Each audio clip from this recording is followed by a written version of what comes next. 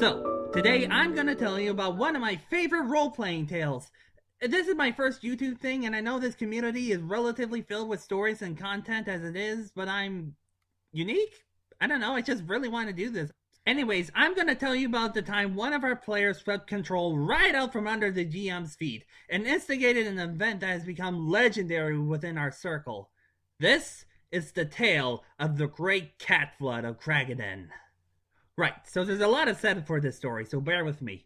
In the Pathfinder setting of Galarian, specifically the country of Nermathus, there was this evil bard wishing to assert control of the country, causing trouble all over with her nightmare horse by her side. As a side effect of this plan, she inflicted a curse upon our party, except for my character who entered the campaign halfway through, and the only way to uncurse them was to find the bard in Kragaden, and force her to release us before the timer runs out and they all die. However, along the way, they encountered a beat-up old man who informed them that an unrelated city, Skelt, was being attacked by an orcish horde. Now, while this was obviously placed by the GM to force the players to make a choice between being the good guys or pursuing our selfish needs, since the two cities were so far away, what they chose instead was to split the party and tackle both. The first of many times this GM tried to give us variety in our choices, only for us to instead try both things and make him do more work. So yeah, the heroic Dia, Felix, and Katrina decided to save Skelt,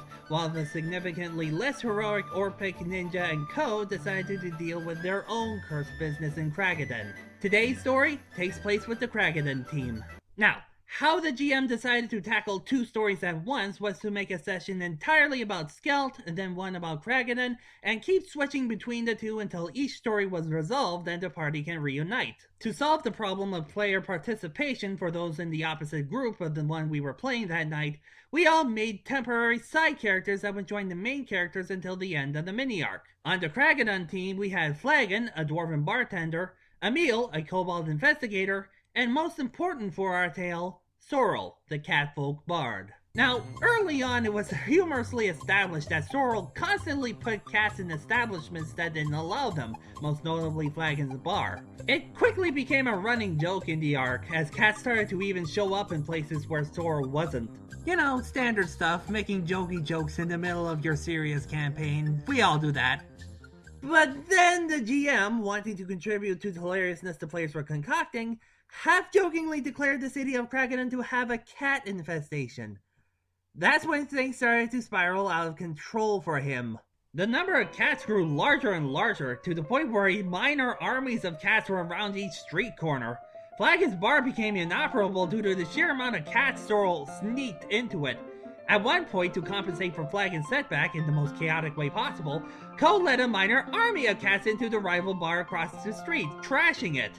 What's more, because it was Sorrel's player that established and played the cats, the GM didn't really have control over them, so they were a constant that he couldn't just wipe away. Then the cats themselves got more strange. Comments were made about how they flooded into a room they were leashed upon, describing them like water flowing down a stream. It was further joked by the GM, much to his immediate regret, that these cats are, in fact, some sort of slime cat hybrids, a creation of some mad wizard some time ago. They furthermore had asexual reproducing abilities, which explains how the number of cats grew so quickly in a short amount of time. It was madness. Soon, Sorrel's player was declared the Cat GM, since she pretty much co-opted control of the campaign, at least in the area of slime cats, which now, because of her actions, is a lot. But anyways, in between the cat shenanigans, we still had a bard to find. While out searching for clues about what's going on with this town, four of this party encountered a bunch of spies that, when hit by attacks, exploded. It was a trap by the bard to frame us for murder, and it worked because everyone present was arrested and taken to prison. I say everyone present, however, because two were left behind. Ninja, who was drinking everything the bar had to drown her depression, and Co, doing the aforementioned cat raid. So they got the news that their friends were arrested, and upon hearing it, Ninja didn't care, as she had pretty much given up on life by this point. But not Co. Co was a self-described amateur anarchist, and anarchy means leaving no friend behind. I guess. So after arriving in front of the prison, he hung around the front to think up a plan, since he was a mere second level arcanist at this point. It was then he noticed a legion of cats clumped just outside, making their own plans to free Sorrel, placed there by the cat GM. OG GM had totally lost control by this point. That's when he got an idea. A wonderfully awful idea. Herding a few more cats into the circle so that it could properly be described as a blob, he then used Summon Monster to summon a dog. His plan was to use the dog to spook the cats into the direction of the prison, using that as a distraction to sneak in. But then, it became clear that his plan worked 1,000 times more effectively than he could have ever hoped. For you see, there was one final feature these cats had. When threatened, the cats escape danger by rapidly reproducing, and when the danger is over, the cats spawn fused back together if possible, as they usually require more time before they're properly ready to reproduce. So, what started as a group of cats the size of a wagon tripled in number in a second as they rushed for the entrance where the guards stood, and tripled again as they completely swept the guards into their current. Within no time at all, every corner of the prison was flooded with feline fuzz. All the guards were toppled in a tidal wave of tabbies. About 4 to 5 feet of fuzzy frenzied feline flooded every floor of the facility fast. "Help! I'm allergic!" cried one of the guards as he was quickly consumed in the kitty catastrophe. There was practically a cat ocean within that prison. Ko was only able to get past the cats because he had a flight speed.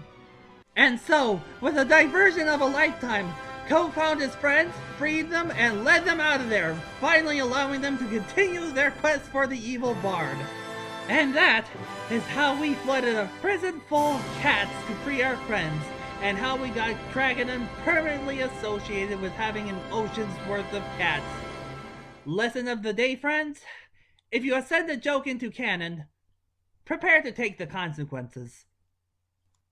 So, last time we discovered what happens when you split the party.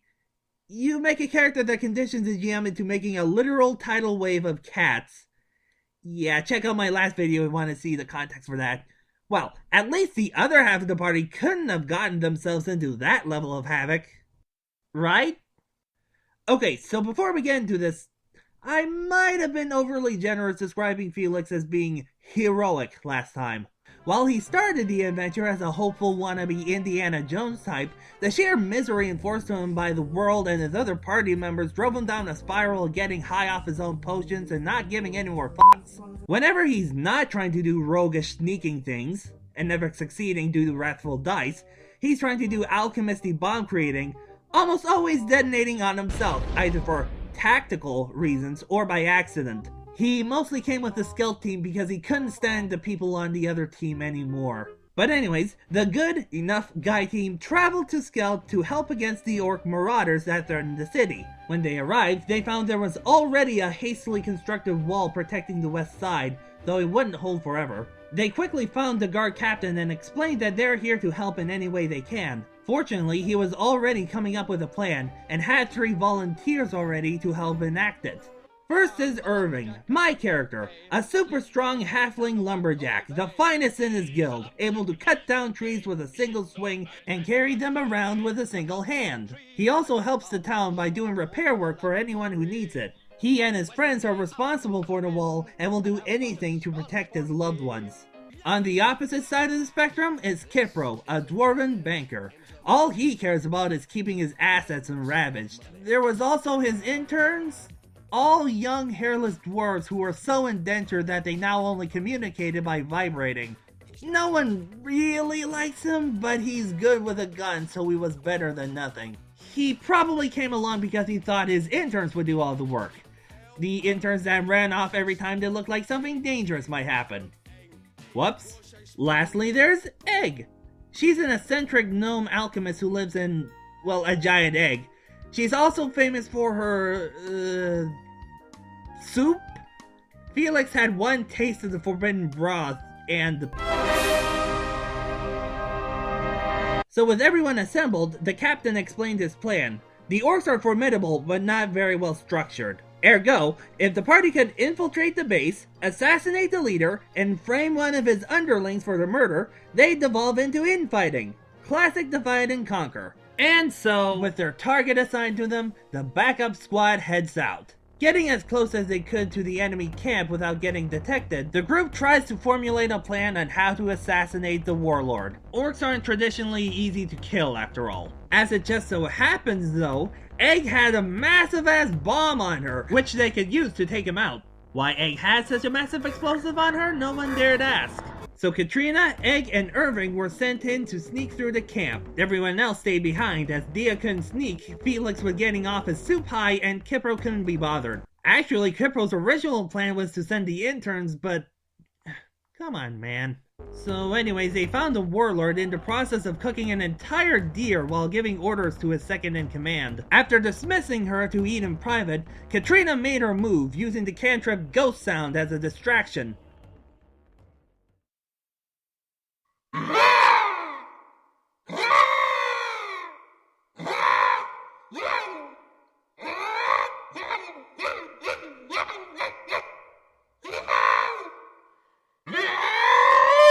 This distracted him long enough for Egg to sneak in and plant the bomb unnoticed. They immediately bolted, and while they were quickly caught by the camp patrol, they were soon distracted by...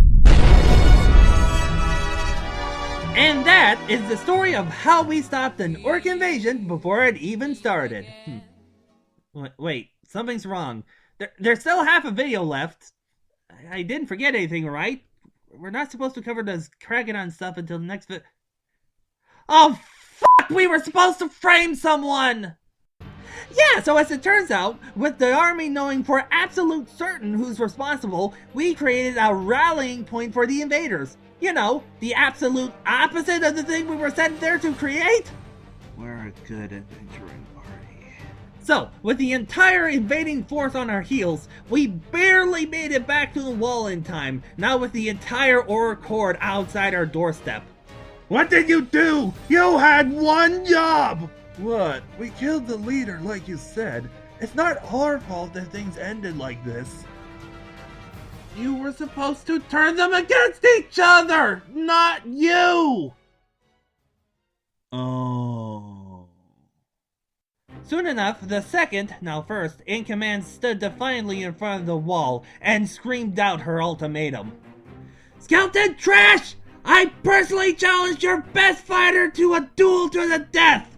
Your victory will mean I will leave your hovel be! My victory will mean your voluntary surrender! Now who dares challenge me? Most of the party were still level 1, so none of them really had good odds against this new leader. Regardless, Dia stood up. The army formed a ring around the two combatants. One-on-one, no outside help. It ends when one of them dies. Aside from standing the best chance out of anyone, Dia was not afraid to die for a mistake. The battle began. Dia was raised by dwarves, believing herself to be a dwarf until she was older. She was well trained in the dwarven art of combat. Even so, with a series of bad rolls and the overwhelming strength of her opponent, Dia was just not able to overcome her adversary. The warlord raised a sword. This looked like it was it. But Egg shot an arrow at the leader, cause really, as if we'd honor voluntary surrender, or let our friend die. Since that was definitely outside help, the warlord immediately called for an attack.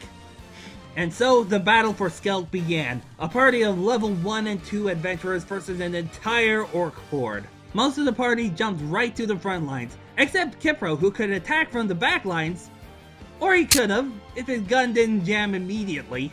So everyone else was in the heart of battle, trying to either deal damage or heal it. Felix was also there, though he realized too late that I'm a rogue alchemist, what am I doing on the front lines? And quickly got himself surrounded.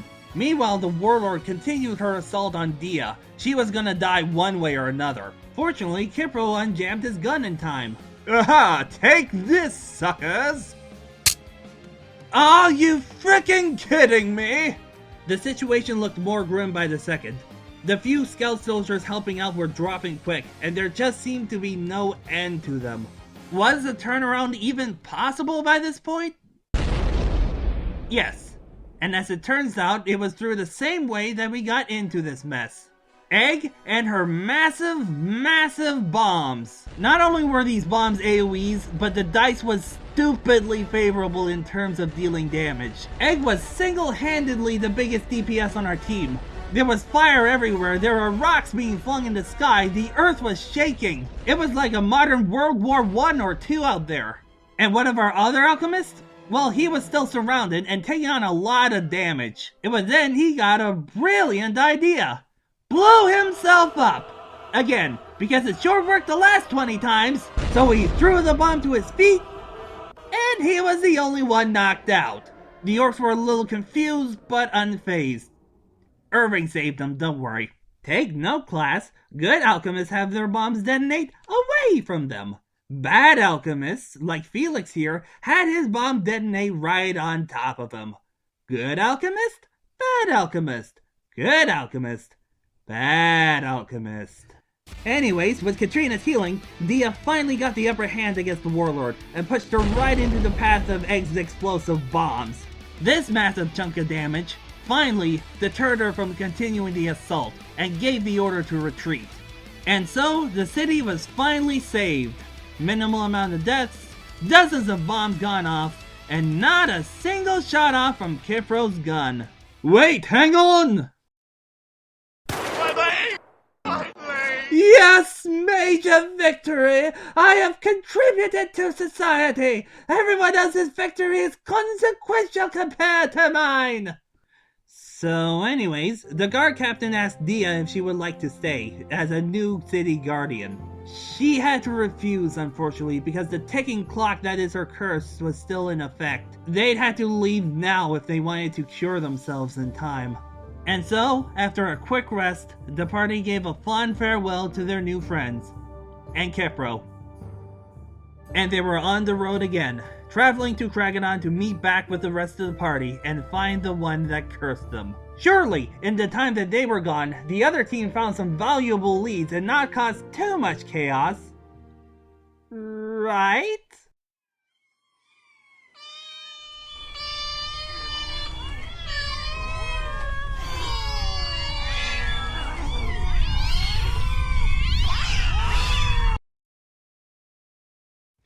So, we've seen how a single player can dominate the GM's world with cats. We've seen how this party can receive simple orders to de-escalate an army and then do the exact thing that would rally them instead. Now, let's see if they can track down the bard that sent them on this goose chase to begin with. You know, the one that cursed them to die in 24 hours? Oh boy. Right, so first off I should give some context about who this bard is. Deep in the lost ruins of Normathus, there are some sacred relics, which in the wrong hands will cause great devastation. Our evil bard friend, and no, nobody in my party bothers to remember her name. We were new, we didn't really care, she was just the bard to us. Naturally wants them, but the tomb is warded to prevent those with malicious intent from entering. So she had to think up a new plan. She knocked out 5 prospect adventurers and gave them a note, telling them that they're all cursed, and if they wanted to cure themselves to deliver a box to the ancient ruins in northern Normathus. Along the way they did encounter her, but for all they knew she was just a helpful wandering bard, and didn't suspect a thing from her. So after a long quest that includes being chased by a nightmare, chopping down trees that just so happens to be treants, and picking up a chaotic mage sprite along the way, they made it to the ruins, its original purpose lost to time. Following their instructions, they opened the box in the main chamber, in which the bard and her nightmare horse immediately jumped out. See, what they delivered was a portal she could use to bypass the wards. She tricked us into serving her purposes, and without even undoing the curse as promised. After grabbing what she wanted, she triggered another of the ruins' traps, a giant animated armor, and slunk back into her box, with the intent of leaving the party to die. So that's who the party is after. You know, in between the moments in which they get themselves arrested. Speaking of, after the whole cat flood incident, reminder, there was a cat flood incident, the party dashed back to Flaken's bar to hide from the authorities. Sorrel's impenetrable swarm of cats were still there, as was Ninja, thoroughly disconnected to the plot of the campaign at this point. So we needed a new plan. There was word on the street that the city council was having a public meeting, with the evil bard an important figure at it. This was our chance to figure out just what she was planning, and maybe get the drop on her. We didn't need everyone, so Sorrel, Emil, and Co went, while Orpik and Flagon ended up staying behind for now. Hey Ninja, we have a mission that involves being sneaky. Would you like to join us? Alright. See you soon, I guess. Orpik and Flagon decided they might as well waste some time on lunch, except, oh yeah, the bard was inoperable due to cat flooding. Orpik was insistent on lunch, so he decided to lay low and go elsewhere to eat. Even though he was a wanted criminal, he figured, his face isn't that memorable. He was wrong. One guard caught on almost immediately. Meanwhile, our disguised party infiltrated the public meeting successfully. Our party friend was indeed there, as well as the counselors of Kragadon. Hey, how can we trust a rambunctious imp like you to keep quiet? Oh, please. Everyone knows that the most important skill of a compulsive troublemaker is staying hidden. That way, when you yell out surprise, they won't see it coming.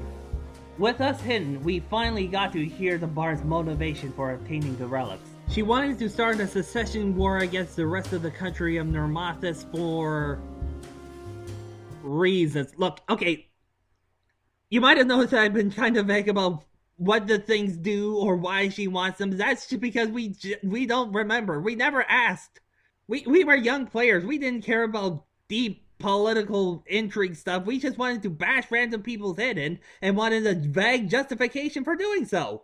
Our crew had a collective 2 brain cells, and so did our playable characters. Look, the point is, she's evil. Can we operate under that, please? Okay, moving on then. Meanwhile, subtle and graceful Orpik got the attention of a stampede of guards, his face not being memorable indeed. Orpik wanted none of this, and in an attempt to escape, dove right through the first glass window he saw, seemingly giving them the slip. Finally, they're off my butt. So I attracted some attention. Not if it was that bad.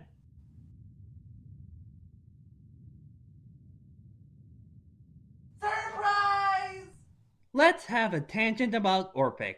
Orpik is a half-orc barbarian and a zealot of the Pathfinder god Gorum. Now, Gorum, as with any other god, have whole swaths of lore attached to them. But we were new players, and we didn't really want to read every single bit of extraneous information to start playing. So we just ad-libbed a lot of it, and it just stuck this many years later. You could describe it as a new denomination of Gorumism. Gorum Protestant, if you will. For starters, canon Gorum is all about honor in battle, fight till your last breath, etc. Orpik's Gorum was like, hey, it's fun to kill people, let's do a lot of it. Orpik's battle cry was, praise murder! Even though murder is the domain of Norgorber, god of assassins and thieves. Also, Orpik was a cannibal, which was definitely not allowed in actual Gorum. When asked to talk about his god, Orpik would suggest instead to read his PowerPoint about it. No, I won't explain it. Figure it out yourself, he says you're so smart. Naturally, he's stupidly reckless. A town was attacked by 3 owlbears one time, and he jumped right in without even the rest of his party. It went as well as you would expect, though his one glory during the battle is that he got a critical hit off of one of them, and instantly cut off his head. He later used the head as a hat and trophy of his triumph. Of course, he didn't clean or tan it, so it just rotted away on top of his head as he paraded it all around. He was eventually convinced to put it away, but only until the Kragadon stuff is over. Oh, and there was an off-session RP we did in which he was a priest and he got co-married to the concept of fire? And he burned the church down to do it? God, that really happened, huh? And now, while trying desperately to escape notice, he crashed right into the heart of the meeting of everyone who wants him dead. And no sooner after he got his bearings did he make his second colossal mistake. He assumed that everyone in the room was on the same page about how evil this lady is. Don't worry, everyone. I will kill her.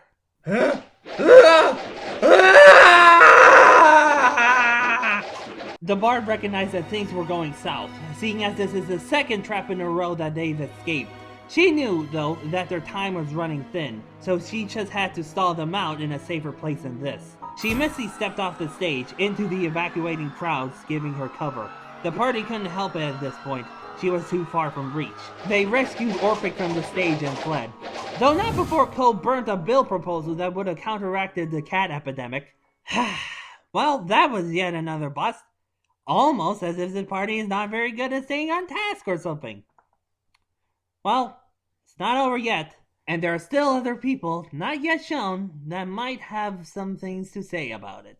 Later that evening, the sun was setting on the city of Kragadan, both literally and, though none realized it, metaphorically. As it did though, a trio of heroes walked up the entrance path, scarred from their previous battle, and ready to fight again. They were the heroes of Skelt. And whatever remained of Felix. And not a moment too soon, they had 12 hours remaining before the curse finally takes effect and kills the original party. They entered the city, taking in the splendor and dwarven craftsmanship of the city, as well as the shocking population of cats. They weren't sure where to regroup, so they entered the first bar they encountered, and inside, well, that. All of that, all of this, all of that, whatever this is, they encountered that. Hey, you guys are back! Felix, you exploded again? Perhaps. Did you make a fool of yourself again? What? I wouldn't call it making a fool of myself. I made a few missteps, but Gorham guided me to do it, so really, were they missteps? Were they? Ninja, what happened? Ko, will you tell us what happened? Well, I guess you could say it was a catastrophe. Ow! Eventually, each team got up to speed with each other and determined their best course of action. Somehow the bard found herself a whole villa to reside in, probably from charming one of the counselors. They had to strike her in her home now. There was no time for any other option. Can we not? I want to spend my last moments in peace. You get over here! So after a quick heal, the original squad of Dia, Felix, Orphic, Katrina, Ninja, Ko, and Amatrine head off. Sneaking past the streets where the guards are still looking for us. Who's Amatrine? We found a suspicious unguarded villa in the uptown portion You never told us about Amatrine. Amatrine, right. So our party at the time consisted of 7 players, not 6. I haven't been mentioning Amatrine since she hasn't been relevant to the stories, nor it hasn't been clear even to this day where she was during all of them. Actually, let's jump back a lot, way back into the cursed tomb where the bard trapped us. We had just finished dealing with the animated armor, when suddenly a platoon of rangers burst through the door, pointing arrows at us. It was a lot later that we got an understanding for each other. These were the Normathus Irregulars, led by the human ranger Chane. They were a militia, unofficially associated with the Normathus government. They were aware of the bard's activities and were trying to apprehend her, but she kept giving them the slip, and now that we unwittingly contributed to her goals, we were wanted for assumed assistance. Fortunately, we explained our plight and agreed to let us go if we try to capture her again. Amatrine was a part of the Irregulars, so they sent her along with us to assist in the capture. Well, kind of. Around the time of our party's first split, her players' IRL stuff was getting bumpy and she had to miss out on a lot of sessions. Originally she said she was going with the Kragadan team, but she couldn't make it, so she said instead that she would go to the Skelt team, but again, she couldn't make it. We ended up confused as to where to put her during all this time. We ended up agreeing that she was in Kragadan, but in a mystic sleep at the back of the bar this whole time, woken up just in time for the final battle. Anyways, all 7 of us found the villa in question, and to our surprise, it was guarded from within and without by Skeleton! We got inside, and it was quiet. Too quiet. We tried to be as stealthy as we could, but the one player who was good at stealth, she wasn't feeling her best at the moment. Sneaking to the bedroom, we found the bard, fast asleep in bed. Dia didn't waste a moment. She plunged her hammer right into her. But there was no crunch, just the springy cushion of the bed. Well, well, I'm excited to see you too, my friends. The real bard was in the middle of the room, and behind her, the party encountered this nightmare once before. It was too strong for the party at the time, and even Orpik was scared witless by it. Oh, but it got worse. Before initiative even started, she cast a surprise spell on the rest of the party that didn't rush in. Color Spray. Reminder, we're working in Pathfinder here, and in this game, Color Spray is a tad bit insane. If you fail your will save, which only me and Ninja did, you suffer effects based on your hit die, aka how many times your character has rolled to increase their maximum HP. If you had 5 or more, which was no one, you'd merely be blinded for a round. 3 to 4 hit die means you'd be stunned and blinded, which Ametrine and Katrina fell victim to. And if you're 2 hit die or lower, you'd be stunned and blinded, but only after you were knocked unconscious for several rounds. So yeah, at the end of all that, Ko, Ninja, and Dia were the only ones that were able to see their assailants, and the third of the party was removed outright. Roll initiative. The horse went straight for Ko and Ninja.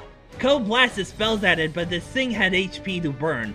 Ninja was still sloshed, but she had no choice but to combat this thing anyways. Fortunately, Ametrine was just aware enough to activate her witch's hex, Misfortune, which gives the opponent disadvantage on attacks, a very rare condition in Pathfinder.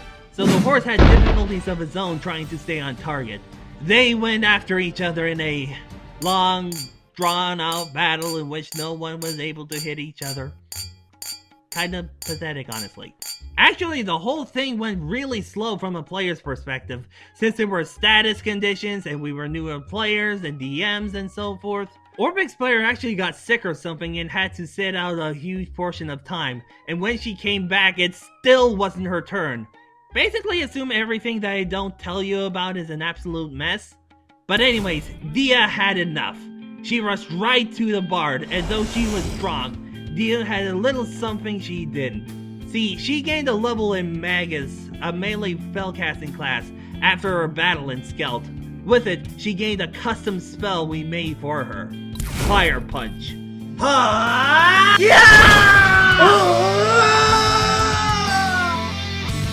She put her full force into the punch. In addition to the burning magic, it also caused a fear effect, which disabled her long enough to deal with the other threat. Speaking of, the nightmare was kept at bay long enough for Orpik to get back on his feet. With Dia and Orpik coming back and Ko continuing to blast spells, we were finally able to deal significant damage to this thing. Orpik was still blinded, so he was only so useful, so it came down to just Dia and the horse.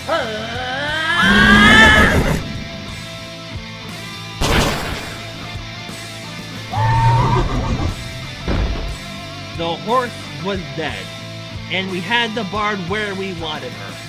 And Felix missed out every single moment of the final battle. In other words, the battle went as well as it possibly ever could have. With our objective reached, we scampered out of the building. But not before Ko set fire to the place, because Ko is Ko, and Ko loves fire. So, we are going to ask you kindly once. Release our curse. Now. Or what? You seem a little disfigured from that attack earlier. Looks pretty bad. But I'm sure Orpik can do worse. The bard was out of options. She uttered a magical hex. And sure enough, the runes stuck on our wrists slowly disappeared. The curse was gone. They were free. Yay! Now we get to eat her! What? No! We need to turn her into the irregulars to face justice. But we were not out of the woods yet. The guards very much noticed the kidnapping and villa burning, and they were very much hot on our trail. Because, oh yeah, prison escapees. So begun our chase. We probably would have made it out fine if we just focused on running. So naturally, Felix instead insisted on one more moment before the campaign ends. Chugging in a large person bottle, he climbed the side of a building, and as he grew and grew, he gave the guards a terrifying display. Oh my god! It's the Cat King of Dragaden! Run! Shockingly, this didn't backfire horribly in Felix's face. The guards were scared off and the party was given their space. Well, I shouldn't have said it didn't backfire at all. The guards interpreted him as the king of the slime cat swarm. And so did the cats. He inadvertently created a Pied Piper effect as all the cats in Craggadon followed him out of town in a single file line. He truly was the Cat King of Craggadon. Remember everyone, there is no one more powerful than a cat GM. So with that distraction out of the way, they were free of Craggadon and the curse. And they were free to go wherever they wanted to now. See, Ninja? We made it out just fine. Never give out hope too soon. Yeah, I guess so. You're the only one who ever gave a damn, so it was hard to care with you gone. I really miss... huh? If I were to go wherever you want to go next, you would let me come with you, right? You wouldn't mind if I, Okay, just promise you'll curb your drinking problem, alright? Of course, Orpik and Co. decided to go their own way, and Gorham have mercy on the direction they decided to go in. And so all of the party went their own separate directions, and continued their lives in the world of Pathfinder. Oh, I almost forgot, Co had a bit of lycanthropy going on earlier in the campaign, and we just never addressed it. We just thought it was fine for Co to turn into a were-Yorkie every full moon. Our party, ladies, gentlemen, and others,